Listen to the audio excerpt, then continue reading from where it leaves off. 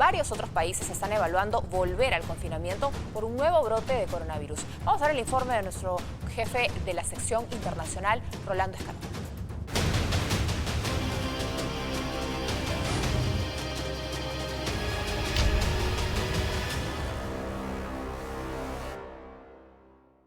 En la última semana, varios países que ya estaban camino a la normalidad registraron una nueva ola de contagios de coronavirus, despertando el temor de un posible rebrote de la pandemia. Y aunque nosotros estamos a pocos días del esperado fin de la cuarentena, en las calles el confinamiento ya pasó a un segundo plano, dejando una gran duda en el ambiente. ¿Estamos preparados para una nueva ola de contagios? Vamos a tratar de encontrar una respuesta revisando tres factores. El sistema de salud. El 16 de marzo nuestro país entró en una estricta cuarentena para detener el avance del coronavirus. En ese momento recién se registraban 86 casos positivos en todo el país y ninguna víctima mortal. De eso ha pasado poco más de 3 meses y la cifra de contagios se acerca a 300.000 y el número de muertos pasó de 8.000. Parecería que todo salió mal, pero realmente muchas cosas ya estaban mal desde antes de la pandemia.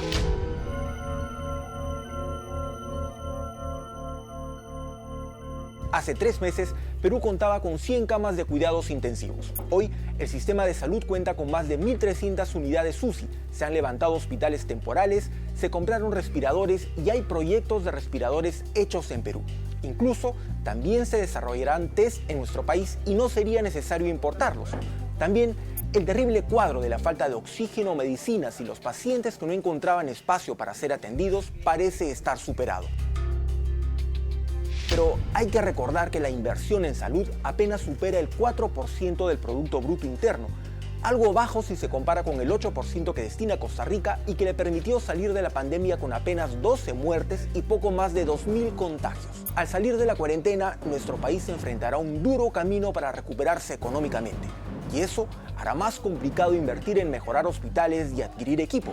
Además, hay que tener en cuenta que miles de pacientes que necesitan tratamientos para el cáncer, diabetes, diálisis y VIH han visto restringida su atención porque no había espacio para recibirlos y hoy parecen relegados en una triste lista de espera que hay que atender con urgencia. La crisis del sistema de salud es una larga y pesada cadena que parece no tener fin. El factor económico. Antes de la pandemia seguíamos en una prometedora vía de desarrollo, o al menos eso parecía. 3 meses de cuarentena han demostrado que los edificios modernos, los centros comerciales y el acceso a tarjetas de crédito no son precisamente indicadores de una bonanza económica. Casi el 70% de la fuerza económica peruana es informal, es decir, muy pocos trabajadores reciben beneficios laborales o tienen acceso a un seguro. Menos de la mitad de los peruanos tienen una cuenta de ahorros y aún en la capital, miles de familias viven sin electricidad ni agua y en provincias la situación es aún peor. A eso hay que sumar la corrupción y pésima administración de recursos de casi todos los distritos y regiones del país, sin contar con los problemas que ha tenido el mismo gobierno para entregar los esperados bonos a millones de peruanos. Es decir, había plata, pero no se podía entregar. La cuarentena llegará a su fin, pero también dejará un saldo de peruanos y negocios con grandes deudas, empresas quebradas o al borde de la quiebra y miles de personas sin trabajo. Según los indicadores internacionales, durante la cuarentena la economía peruana se contrajo en más de 40%, así que es de suponer que si entramos en una nueva cuarentena, ya no habrá fuerza ni bolsillos para resistirla.